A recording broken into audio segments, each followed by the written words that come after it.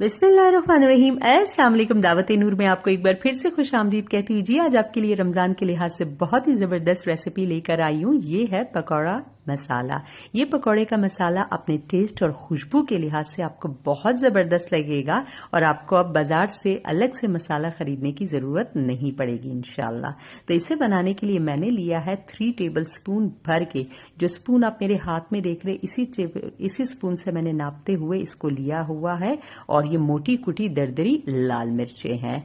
3 table spoon भर के मैंने साबुत धनिया लिया। पहले धनिया 3 टेबल स्पून भर के लिया, फिर हमाम दस्ते में 1 से 2 दफा इसे जस्ट कूट लिया है। इसे साबुत रखना है, बस इसके दानों को थोड़ा सा मोटा कुटा हुआ रखना है हमें। 2 टेबल स्पून आपने लेवल करके कसूरी मेथी लेनी है और ये लेवल करके आपने लेना है। और 3 टेबल स्पून आपने जीरा लेना है। जीरे को भी अमाम दस्ते में मैंने थोड़ा सा हल्का सा कूट लिए, जस्ट इसकी खुशबू निकल आ सके, इसका पाउडर नहीं बनाना है। 1 टेबल स्पून भर के मैंने शामिल किया इसके अंदर लाल मिर्चों का पाउडर और 1 ही टीस्पून आपने लेना है हल्दी पाउडर और 1 ही टीस्पून इसके अंदर हम शामिल करेंगे अजवाइन।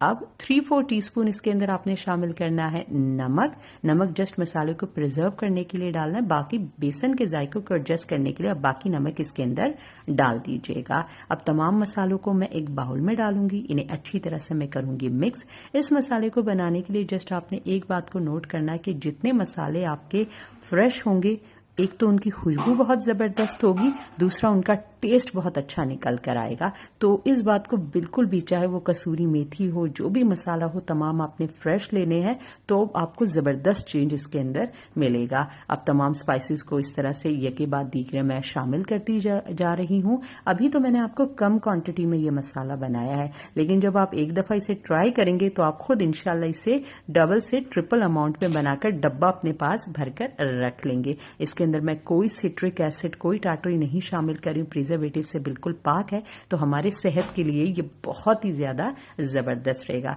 इसे देखिए इस तरह से मैंने मिक्स कर लिया, बहुत ही जबरदस्त खुशबू है और टेस्ट भी इंशाल्लाह आपको बहुत अच्छा इसका मिलेगा। अब आपने इसको किसी भी एयर टाइट जार में या तो फ्रिज के अंदर या इवन आप किचन काउंटर पर भी इसे रख सकते हैं।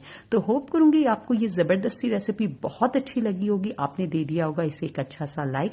चैनल पर अगर नए हैं तो हम्बल रिक्वेस्ट है, बगैर सब्सक्राइब किए मत जाइएगा। अपने फ्रेंड्स एंड फैमिली मेंबर्स के साथ इस आसान सी रेसिपी को जरूर शेयर कीजिएगा और कमेंट बॉक्स में मुझे अपना फीडबैक दीजिएगा। दोबारा किसी अच्छी रेसिपी के साथ फिर हाजिर होंगी। अल्लाह हाफिज।